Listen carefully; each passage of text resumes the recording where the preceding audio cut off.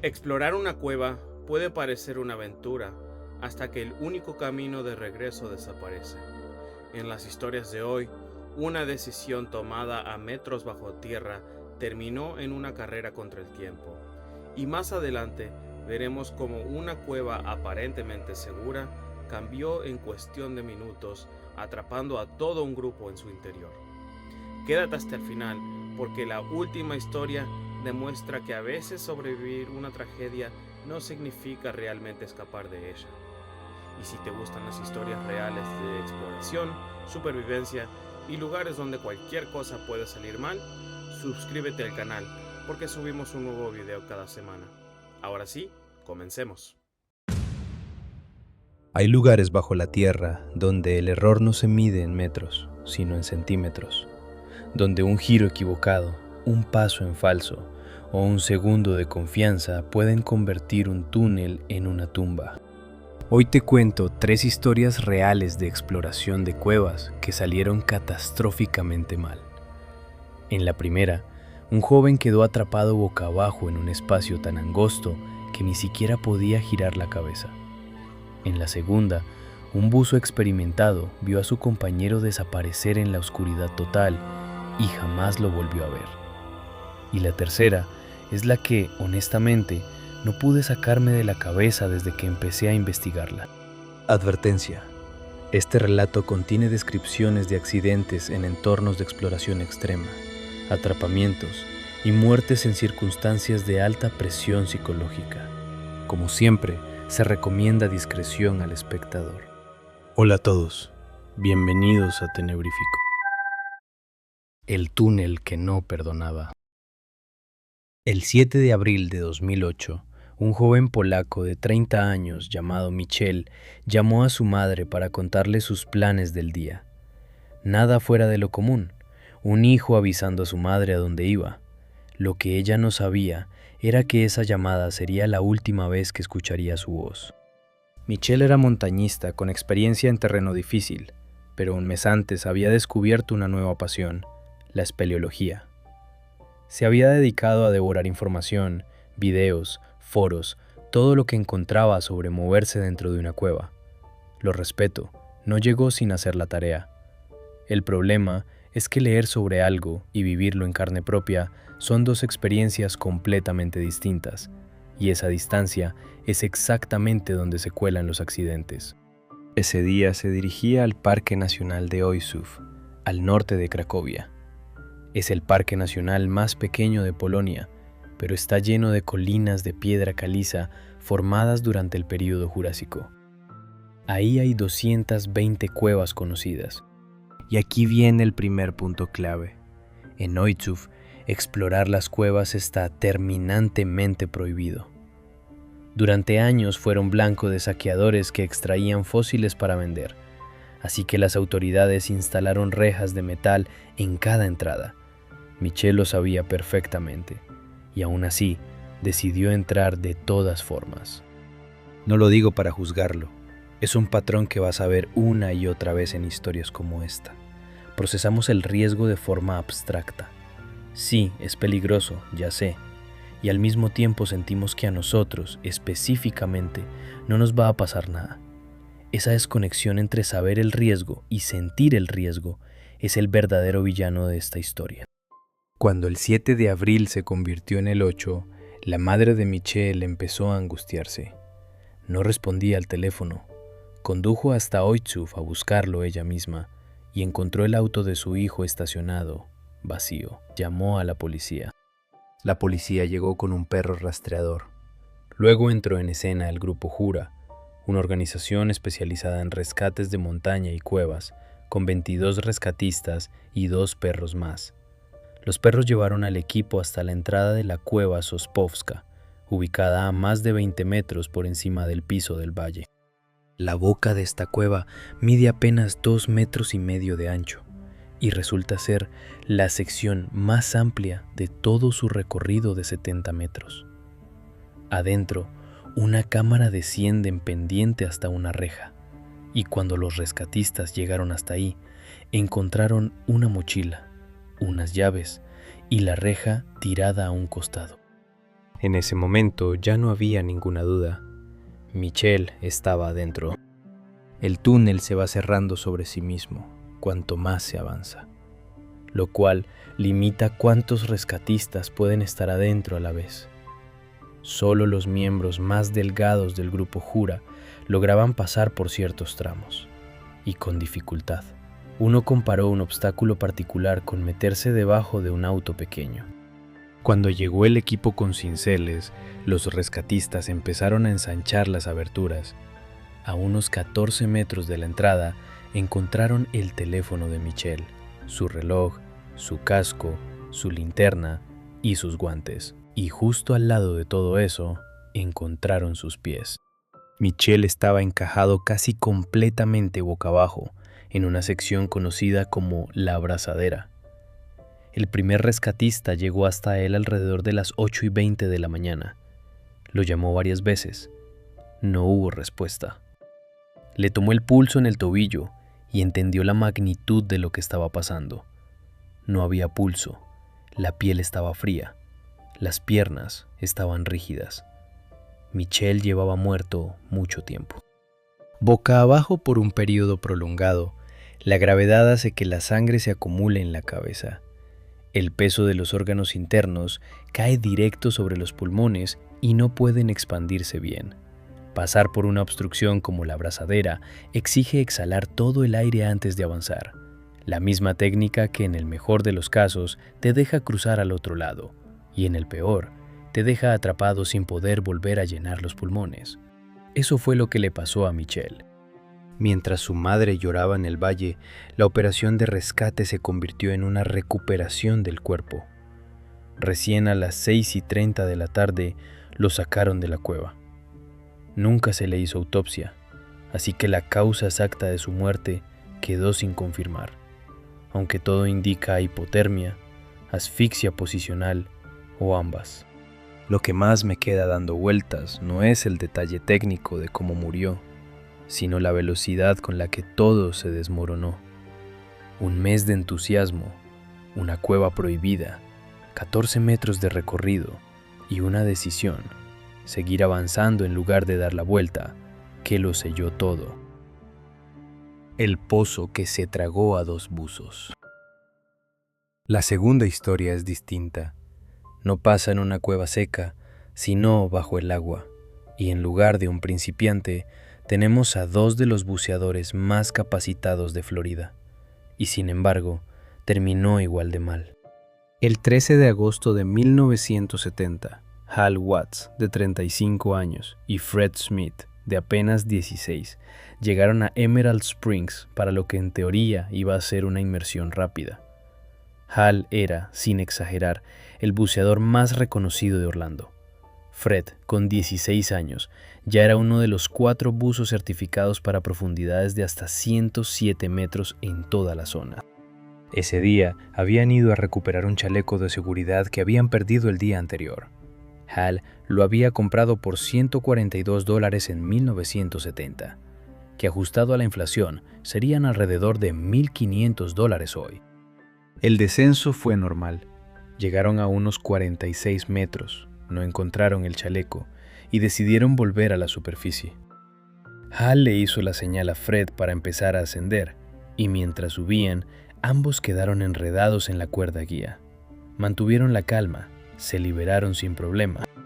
Hal retomó el ascenso primero, mirando hacia abajo cada tanto para chequear a Fred, y entonces, cerca de la superficie, miró hacia abajo y vio la linterna de Fred cayendo hacia la oscuridad. Una luz cayendo en el vacío, en absoluto silencio, es una de las señales más aterradoras que puede ver un buceador. Hal giró de inmediato y fue tras él, pero mientras descendía se hizo evidente que no iba a poder alcanzarlo. A unos 91 metros de profundidad, la luz de Fred desapareció por completo. Hal, a causa de la velocidad de su descenso, perdió el conocimiento. Cuando despertó, todavía estaba a cientos de pies dentro de la cueva. Logró recomponerse y continuar hacia la superficie. Apenas salió del agua, avisó a emergencias. La búsqueda de Fred empezó casi de inmediato. La primera noche no dio resultados. Durante 4 días, el equipo revisó el pozo casi sin descanso. El 16 de agosto, Hal entró al agua para un nuevo intento. Durante una de las largas paradas de descompresión, a unos 76 metros, Hal vio una explosión de burbujas mezclada con una nube de sedimento a su lado. Bud, otro buzo del equipo de rescate, se había enredado en las cuerdas y el pánico lo dominó por completo. Acercarse a un buceador en pánico es extremadamente peligroso, pero Hal nadó hacia él, cortó la cuerda y lo liberó. Pero Bud seguía en pánico, manoteando el agua sin avanzar. Hal le dio su regulador de repuesto, pero Bud no lo aceptaba. En un último intento, Hal activó los dispositivos de flotabilidad de ambos, disparándolos hacia arriba. Era peligrosísimo. Les faltaba mucho tiempo de descompresión, pero el riesgo de enfermedad por descompresión era preferible a ahogarse. Cuando llegó la ambulancia, Hal estaba sufriendo una descompresión severa. Lo trasladaron a Cabo Cañaveral y lo metieron en una cámara hiperbárica. Se recuperó por completo. Ni el cuerpo de Fred ni el de Bud fueron encontrados jamás. La causa exacta de sus muertes sigue siendo desconocida, aunque se cree que ambos sufrieron narcosis por nitrógeno. Lo que más me impacta de esta historia no es el accidente en sí, sino algo mucho más humano. Hal, el más experimentado de todos, terminó cargando con 2 muertes en cuestión de días, ninguna de las cuales fue por negligencia suya. La experiencia no te aleja del peligro, te acerca más veces a él. La culpa que no se lava. Y ahora llegamos a la tercera historia, la que, para mí, es la más difícil de contar de las 3, no por lo técnico, sino por lo humano. El 9 de septiembre de 1990, un hombre llamado Mark Healy llegó a un albergue en Melbourne. Le había dicho a su familia que se iba de viaje de esquí. Les mintió. Necesitaba escapar de algo que lo estaba destruyendo por dentro. En julio de ese año, Hills, como lo conocían, había liderado un campamento de aventura en la escuela donde enseñaba, en Tasmania.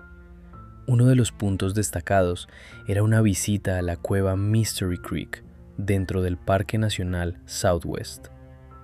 Es una cueva considerada casi ideal para espeleólogos sin experiencia, porque no hay mucho de qué preocuparse salvo el propio arroyo que la atraviesa, generalmente poco profundo. El lunes 2 de julio, Hills llevó a un grupo de 8 estudiantes, 2 profesoras y él, 11 personas en total. Cerca de la cueva, el grupo se cruzó con un hombre que acababa de salir. Les dijo que el arroyo cerca de la entrada ya le llegaba por encima de las botas y que quizás sería mejor intentarlo otro día. Hills era un espeleólogo experimentado y, basándose en su propia experiencia, estaba seguro de que los chicos podían atravesar sin problema. Ese fin de semana había llovido muchísimo, unos 10 centímetros para la mañana del lunes, pero al llegar a la entrada, el arroyo no se veía tan mal. No había superado un pequeño tronco que los espeleólogos locales usaban como referencia de seguridad. La cueva era impresionante. Estalactitas gigantes, estalagmitas, luciérnagas en las paredes. De tanto en tanto se topaban con tramos de agua, y Hills les enseñaba una técnica. 7 del grupo se tomaban de los brazos y cruzaban en cadena humana. A los chicos les encantaba. Alrededor de las 4:30 de la tarde, Hills notó que el ruido de fondo dentro de la cueva era más fuerte que antes. Revisó el nivel del agua. No parecía mucho más profunda, así que no vio motivo real de preocupación. Llevó al grupo río arriba hasta un punto donde el agua tocaba una pared de roca vertical. Formaron la cadena otra vez. El agua le llegaba a Hills apenas por las rodillas, pero tenía tanta fuerza que los chicos tenían que agarrarse de lo que fuera para no perder el equilibrio. El primer estudiante tropezó, pero Hills lo sujetó. Después le tocó a la integrante más pequeña del grupo. También tropezó, pero Hills la alentó a seguir. La chica fue avanzando lentamente, y justo a un paso de llegar al otro lado, su pie volvió a resbalar. La corriente la arrastró río abajo hasta quedar atrapada contra una pared de roca. Todo lo que los demás podían ver era la parte de arriba de su casco, apenas asomando por encima del agua. Su mejor amiga fue tras ella y logró mantener su cabeza fuera del agua. Joan, una de las adultas, fue detrás de las dos chicas. Las tres se soltaron de la pared al mismo tiempo y la corriente se las llevó más adentro del túnel. Hills, en cuanto tuvo al resto del grupo a salvo, se metió al agua detrás de ellas. Se cayó mientras corría y perdió una bota. Cuando se levantó, las vio doblar una curva y perderse de vista. Siguió buscando durante horas. Mientras tanto, en el campamento, se acercaban las 7 de la tarde y no había noticias. Llamaron a la policía. Los rescatistas llegaron a las 10 de la noche. Para entonces, el agua había subido otro metro. Recién a las 5 de la madrugada encontraron a Hills. Estaba sentado sobre una roca, con la cabeza entre las rodillas, con velas encendidas para tener algo de calor. Cuando se enteró de que los demás seguían desaparecidos, intentó volver a buscar. Les llevó otra hora convencerlo de que saliera. A la 1 de la tarde del martes, encontraron a Joan y a las 2 estudiantes. Las 3 habían fallecido. La cueva Mystery Creek se cobró 4 víctimas, no 3. Porque después del accidente, Hills ya no volvió a ser el mismo. Una investigación posterior lo absolvió por completo, atribuyendo la responsabilidad al clima impredecible, pero él nunca llegó a saberlo. Poco después de registrarse en el albergue de Melbourne, cayó desde la ventana de un 10º piso. 3 historias, 3 continentes, 3 tipos de cueva completamente diferentes. Y sin embargo, todas comparten el mismo hilo conductor. En ningún caso hubo un solo error gigante y evidente. Hubo condiciones que cambiaron más rápido de lo que alguien pudo anticipar. Señales de alarma que en el momento parecían menores, y personas capacitadas que hicieron lo que pudieron con la información que tenían en ese instante. El peligro real no está en lo obvio, está en lo que parece manejable hasta el segundo exacto en que deja de serlo. Sobrevivir a la tragedia no es lo mismo que salir ileso de ella. A veces, la parte más peligrosa de un desastre no es el momento en que ocurre, sino los meses que le siguen, cuando la mente de la persona que sobrevivió sigue reproduciendo cada decisión, buscando el punto exacto en el que podría haber cambiado el final. Y eso es algo que ni los mejores rescatistas del mundo pueden prevenir. Si llegaron hasta aquí, gracias por acompañarme en esta historia. Si este tipo de relatos te generan la misma mezcla de fascinación y respeto que a mí, contame en los comentarios cuál de las 3 te dejó pensando más tiempo. Si te gustó este contenido, denle like, suscríbanse y activen la campanita. Subimos contenido nuevo cada semana. Gracias por ver Tenebrífico. Nos vemos en el siguiente episodio.